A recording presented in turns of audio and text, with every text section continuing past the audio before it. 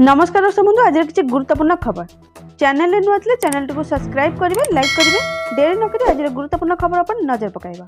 आज प्रथम खबर आसिला पाणीपाग विभाग नहीं बड़ खबर लघुचाप प्रभाव रे भिजिब ओडिशा संपूर्ण खबर राज्य रे बदली पाग किछि दिन हेबो वर्षा लागी रही वर्तमान राज्य रे मौसुमी सक्रिय थिला बेले बंगोपसागर रे लघुचाप सृष्टि होइतिबारु किछि जिल्ला रे प्रबलरु अति प्रबल वर्षा पाई पाणीपाग विभाग केन्द्र आकलन करछि। सूचना मुताबक उत्तर पश्चिम भारत एवं पूर्व भारतर राज्य गुड़िकरे आगामी 4 रु 5 दिन मध्य प्रबल वर्षार संभावना।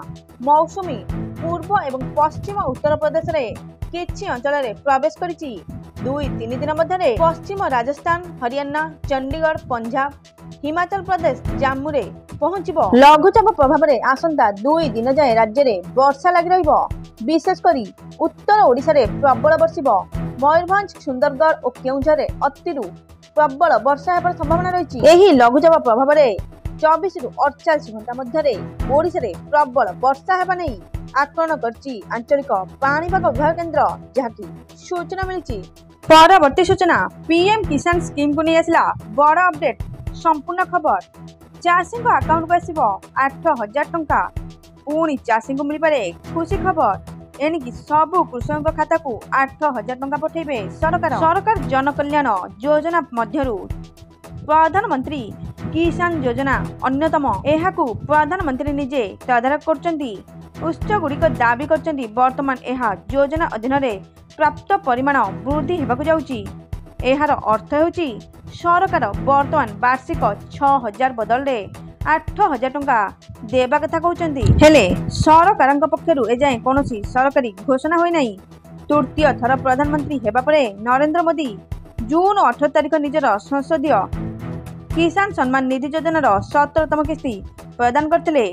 एहा अधीन रे 20,000 कोटी टंका कृषकक अकाउंट को हस्तांतर करा जायतिला जहाकी सूचना मिलिछि। परवर्ती सूचना सुभद्रा योजना को नहीं आसला मुख्यमंत्री बड़ घोषणा संपूर्ण खबर राज्य रे बीजेपी सरकार गठन करबा परठू अधिक चर्चा थिबा सुभद्रा योजना को नहीं मुख्यमंत्री मोहन चरण माझी घोषणा करचंती। आगामी सेप्टेम्बर 17 रे राज्य रे शुभारंभ हेबो सुभद्रा योजना। प्रधानमंत्री नरेंद्र मोदी जन्मदिन अवसर रे सुभद्रा टंका रिलीज हेबो। प्रधानमंत्री नरेंद्र मोदी ओडिशा आसी सुभद्रा योजना लॉन्च करियो बोली मुख्यमंत्री जणाइचंती। सुभद्रा योजना रे ओडिशार सबु महिला को मिलिबो 50,000 टंकार कैश भाउचर। एही कार्यक्रम रे राज्यर 5 लाख महिला जोग दे बोली मुख्यमंत्री कहिचंती। मोदी जन्मदिन रे मिलिबो सुभद्रा भाउचर। ओडिशा आसी करिवे शुभारंभ जहाकी 100 दिन मध्य रे सुभद्रा योजना लॉन्च हेबो जहाकी सूचना मिलिछि। परवर्ती सूचना आसिला T20 को नहीं बड़ अपडेट संपूर्ण खबर स्थानीय ब्रिज टाउन स्थित केन्सिटन ओवल ग्राउंड रे टाइटल पाई भारत और अफ्रीका मध्य रे मुकाबला होईची। तेबे मैच रे विजेता दल अर्थात चैंपियन टीम और रन्स अप टीम उपरे टंकार वर्षा हेबो।